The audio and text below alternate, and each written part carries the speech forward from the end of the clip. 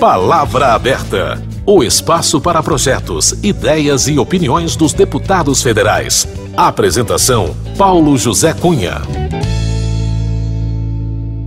As manifestações do dia 16 de agosto pedindo o afastamento da presidente Dilma, repudiando a corrupção e exigindo providências em relação à crise econômica vem tendo grande repercussão aqui no Congresso. Na opinião de parlamentares, como o deputado Marcos Pestana, do PSDB de Minas, os protestos são a face visível da alma da sociedade, inconformada com as múltiplas dimensões da crise brasileira. Vamos conversar com o deputado nesta edição do Palavra Aberta, para ele fazer para a gente uma rápida análise dessa situação gerada a partir dessas novas manifestações. Na verdade, são novas manifestações, porque a gente deve se lembrar das jornadas de junho de 2013, deputado. Essa rescindiva, digamos assim, dessas manifestações, a seu ver, consolida uma situação nova no país em relação ao governo? Na verdade, as jornadas de 2013, elas eram mais difusas. Era um mal-estar da população com a situação brasileira, mas sem foco. Agora não. Nós estamos diante da maior crise dos últimos 23 anos. Não há notícia de uma crise dessa dimensão desde o afastamento de Collor. E ela tem pelo menos 4 faces. Primeiro, o maior escândalo da história do Brasil, desvendado pela Lava Jato. Um dos maiores do mundo, né? É uma caixa de Pandora que não tem limite. É só puxar o fio do novelo e vão novos órgãos. E vai ser assim durante 2 anos, revelando, inclusive, o profissionalismo da Força Tarefa de Curitiba. O juiz Sérgio Moro, a Polícia Federal, o Ministério Público, com grande eficiência atuando, ainda bem. E esse é o lado positivo da crise. Então, a primeira dimensão é o maior escândalo da história do Brasil, corrupção sistêmica, institucionalizada e em escala amazônica. Em segundo lugar, uma crise econômica aguda para ninguém botar defeito. E, infelizmente, ela só está começando. Há um esgotamento de um determinado modelo de crescimento. Não há uma notícia boa. Investimento público e privado cadente, consumo público e privado cadente, endividamento alto das famílias, taxa de juros estratosférica, inflação, desemprego, ascendente, inflação do dobro da meta, enfim, todos os indicadores e uma crise de confiança. O mercado, os investidores não confiam. Não é à toa que as agências de classificação de risco, as agências de rating, ameaçam rebaixar o Brasil. Com uma retração dos investimentos externos, a gente tem observado. É evidente, o Brasil não é mais a bola da vez, e isso graças ao intervencionismo atabalhoado do governo Dilma, do governo do PT. A terceira dimensão é uma descoordenação política absoluta. Nós tivemos casos aqui recentes, depois de um jantar numa segunda-feira, em que supostamente a presidente Dilma estaria retomando a iniciativa política, dando as boas-vindas ao semestre, no dia seguinte perde um requerimento de maioria simples. Tinha 470 no plenário, portanto o governo precisava de 235 votos. Perdeu com 170. Logo depois de um jantar. Quer dizer, o mundo do faz de conta. Todo mundo finge que a presidente Dilma governa. Os líderes foram lá, assinaram o requerimento, que adiava a discussão do aumento. Que não combinaram com a base. Não combinaram. E assim, é uma confusão total no Senado, na Câmara, um vai e volta. Porque não somos nós da oposição que ocasionamos isso. Nós temos 120 deputados em 513 e temos 20 senadores em 81. Então, não venham com essa conversa. A matriz da crise política não é a oposição.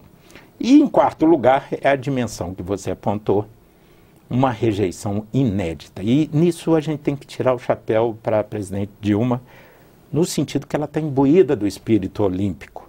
Ela quer quebrar recordes, e ela quebrou o recorde do Collor na Datafolha como a maior impopularidade da história da série da Datafolha.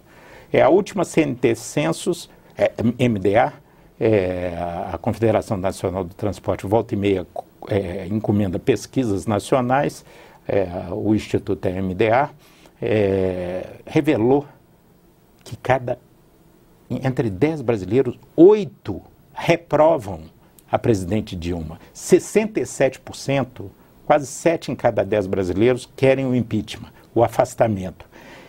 E isso se manifesta nas ruas, nas manifestações, diferente das jornadas de junho, que eram assim, educação, transporte, né? Corrupção, vocês não nos representam.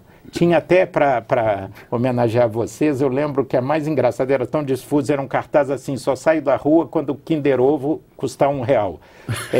Isso tem uma foto belíssima.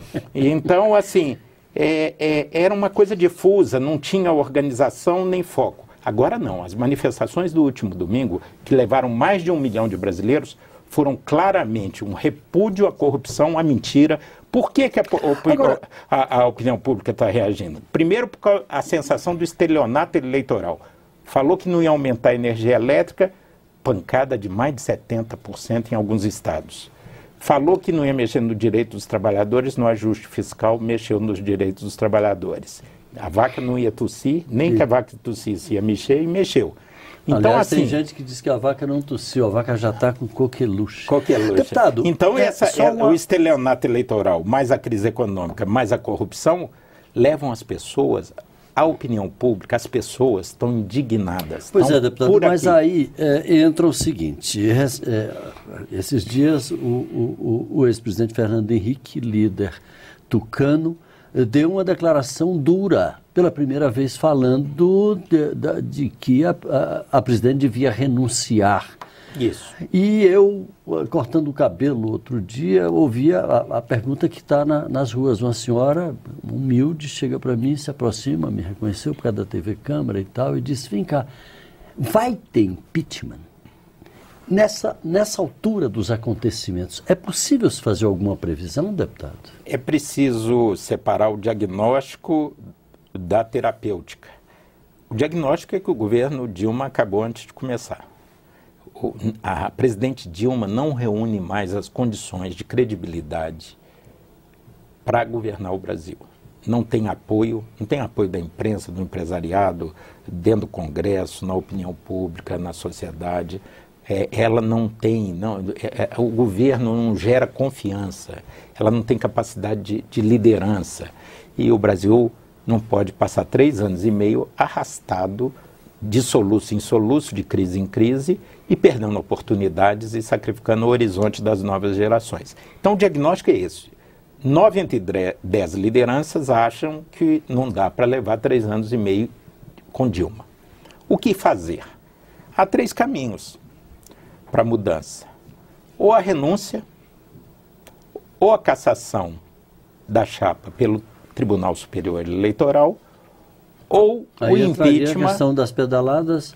No impeachment. Também... Não, na terceira entraria o TCU com as pedaladas. Na segunda seria via Justiça Eleitoral. Isso, o PSDB entrou ao longo do tempo, durante a campanha, logo depois da campanha e ao longo do tempo, entramos com 4 ações que devem ser fundidas numa única, segundo o ministro Fux requereu recentemente. Então tem a via do TSE, tem a via do TCU, que caracteriza crime de responsabilidade, as pedaladas fiscais, que pode se transformar no âmbito da Câmara e do Senado num processo de impeachment, e teria o que o Fernando Henrique sugeriu, a saída mais traumática seria um gesto de grandeza a presidente Dilma e o vice-presidente Michel Temer reconhecerem que esgotou o momento, que o Brasil precisa se reorganizar politicamente para responder a uma crise profunda e que o melhor caminho, menos traumático, seria uma nova eleição que eles mesmos, não seria nem propriamente uma renúncia, porque a presidente Dilma sairia melhor para a história, porque ela mesma orquestraria a sua transição. Agora, deputado, mas isso requer lucidez. Os e clareza, né? Parece que isso alegam que a oposição, principalmente o PSDB, não olha para seu próprio umbigo e não reconhece também as suas culpas em relação, por exemplo, à questão do mensalão, que teria iniciado lá na sua Minas Gerais. Entre outras denúncias, e dizem, mas por que o tribunal protela tanto o exame da situação dos tucanos e é tão ágil em relação às denúncias contra nós? Não há isso. Primeiro, não houve mensalão em Minas. E isso está entregue à justiça, há um processo tramitando, mas nós não temos nenhum tesoureiro do partido preso. O PT está traumatizado por isso e às vezes parte para essa de que a melhor a defesa é o ataque. Nós nunca tivemos um tesoureiro do partido preso, eles já tiveram 2, inclusive um se encontra preso. O maior líder do PT, de toda a história do PT, o grande responsável pela história do PT, Zé Dirceu, está preso pela 2ª vez. O ex-vice-presidente dessa casa, André Vargas, se encontra preso. Então, assim, paira, o PT perdeu o compromisso com a ética, com a compostura. É uma coisa... Eu fico triste, porque eu vi nascer o PT, tenho muitos amigos no PT, tem muita gente boa e decente no PT, que está desiludida com isso tudo. Isso não é bom para as instituições, para a vida democrática, isso respinga em todo mundo, mas não venham tirar a nossa imagem pela régua e compasso do PT, porque nós somos diferentes. Nós somos diferentes. E o judiciário, corrupção tem em todo lugar, em todo país. O importante é punir, fortalecer as instituições, mas o problema é que o PT fez uma coisa em escala inacreditável. O que está ocorrendo, nem o pior adversário do PT podia desejar. Deputado Marcos Pestana, do PSDB de Minas, muito obrigado pela sua participação. Volte sempre. Sempre que possível, a gente está aqui para analisar a conjuntura. Está ótimo. A você de casa, muito obrigado pela audiência. Assista a esta edição do Palavra Aberta ou qualquer outra edição do programa entrando no nosso site câmara.leg.br/Palavra Aberta. Um abraço e até a próxima. Palavra Aberta, o espaço para projetos, ideias e opiniões dos deputados federais. Apresentação: Paulo José Cunha.